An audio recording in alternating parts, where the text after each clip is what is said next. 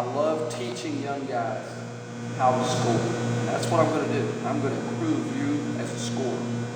Primarily, first of all, as a shooter. And then I'm going to teach you some NBA type moves. Now, a little background on myself. I've been a head coach for 19 years. And in that 19 years, we've developed a system of offensive basketball for perimeter players and for post players. Now, we'll be doing perimeter work with you guys. And in those 19 years as a head coach, I've been fortunate to have 16 different players make All-State. And I think that's directly related to the things we're about to teach you. Of those 16 All-Staters, only one of them was a great athlete. And he was a phenomenal athlete. He could put his elbows on the rim. He was really strong, really quick, and went on and had a great college career. But the other 15, they're just everyday guys. But what they did, those other 15, what they did is they locked on to the things I'm about to teach you, and they worked on them, and worked on them, and worked on them, and they became unstoppable offensive players, even though they weren't great athletes. Now, if you will lock on to all the little details I'm about to teach you, I will guarantee it'll work. Many of these I stole straight from NBA players, just from making videotapes of them and breaking them down. I started doing that about 20 years ago as a young coach. And I will teach you those same NBA moves and techniques. Now, with all that being said, I'm going to make something real clear. You guys are incredibly fortunate to have Coach Youngblood. I've coached against Coach Youngblood years ago, and he is one of the best coaches I've ever faced. I've watched him coach in the state championship. He's a great coach. And I want to make this clear, though, is you can look at it like, for example, who is the head coach of North Carolina? Lloyd Williams, all right? 9 miles down the road is Duke University. Who's the head coach of Duke? Coach K. Both of them are going to go to the Hall of Fame. Fantastic coaches. But I will guarantee you that Coach K does not teach everything exactly the same way that Coach Williams does. And Coach Youngblood and I'm not comparing us to Coach K and Coach Williams, but by the same token, we're not going to teach everything exactly the same.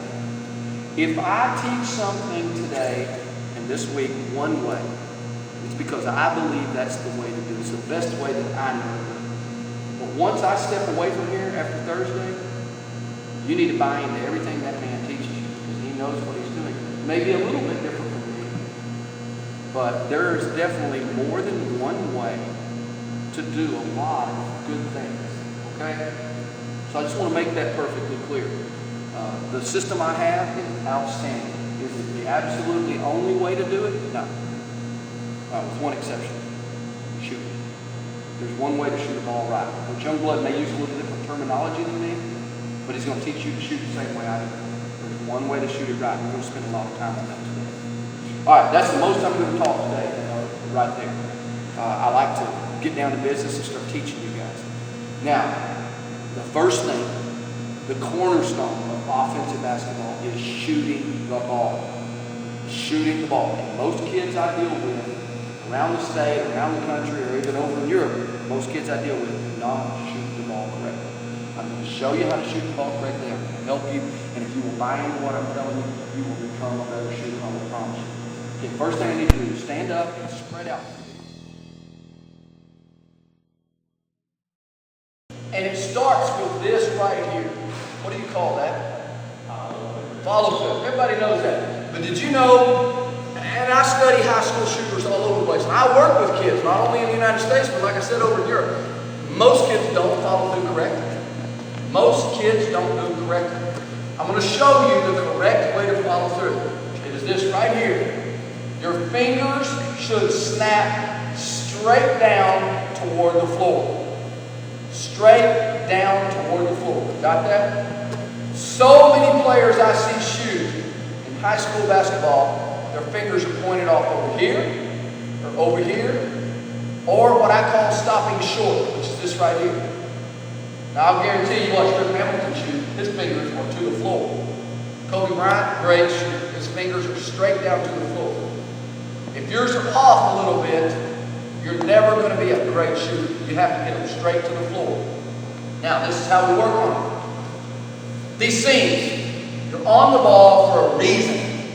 They're on the ball for the reason. They're to help you handle and shoot the ball. Use them. Now here's how you use the seams. Put your fingers across the seams. Not with the seams. That's with the seams right there. Alright, so we're going to start off holding the ball like this. With fingers across the seam. Now if my fingers are across the seams, I'm going to have what I call a pretty spin. My back spin is going to be nice and pretty. If my fingers are with the seams, I'm going to have an ugly spin. You see the difference? You do not want an ugly spin. You're not using those seams that they gave you. So put your fingers across the seam. Hold it like this. Now, you're going to do what we call pizza shoot. Pizza shoot means you turn it over without ever touching the ball with your left hand. And by the way, guys, everything I do has a reason. And for the next few minutes, you're not going to touch the ball with your left hand. And there is a reason, a good reason for that, which we'll get to later. But turn it over and let it rest just like this. Now, the reason we call this pizza shooting is because if you worked at Pizza Hut, and that hopefully your aspirations are higher than the pizza industry, but if you did work at Pizza Hut, and you carried a platter of pizza out to the customers, you'd carry it like this right here. That's why we call it pizza shooting. So, you're going to turn it over like this. Now, you're going to flex your knees, and you're going to shoot the ball nice and high, and you're going to concentrate on fingers straight to the floor. Fingers straight to the floor. Now, one last thing. Hold your follow through until the ball hits the floor. Watch me. Watch how long I hold. Now, I make my players do that every day from 7th grade through varsity. They have to hold it till the ball hits the floor. And the reason is that experts have proven that if you want to build a new habit, the best way to build a new habit is to exaggerate that habit. And that's what we're doing by holding it that long. We're exaggerating the habit. All right, I want you to do that. Fingers to the floor. Keep doing it over and over. Fingers to the floor. Many of you have probably never thought about this, but why do you need backspin? Well, I can explain it best like this. Imagine this is the rim. If you shoot a ball with little or no rotation, and that ball hits the inside of the rim, what's it going to do? Bounce out. Little or no rotation, it's going to bounce out. 9 out of 10 times it's going to bounce out. Conversely, if you have great rotation on the ball and it hits the inside of the rim, what's it going to do 90% of the time? Crawl in. It's that simple. Now here's reality. Okay? You're going to play next year, this season coming up. What's your name? Michael. Michael, whether you like it or not, in practice, fall league games, shootouts, real games next year, whether you like it or not, several thousand of your shots, now practice included, several thousand of your shots is going to hit the inside of the ring. Now, is your ball going to bounce out or go in? It all depends on the rotation. If you've got great rotation, a great percentage is going to crawl in. If you don't, they're going to bounce out, and they're always going to bounce out. And that's just a fact, guys. More than 1,000 of your shots this coming year, it's going to hit the inside of the rim. What's it going to do? See, that adds up to big, big numbers. That's why you have to have great rotation on your shot.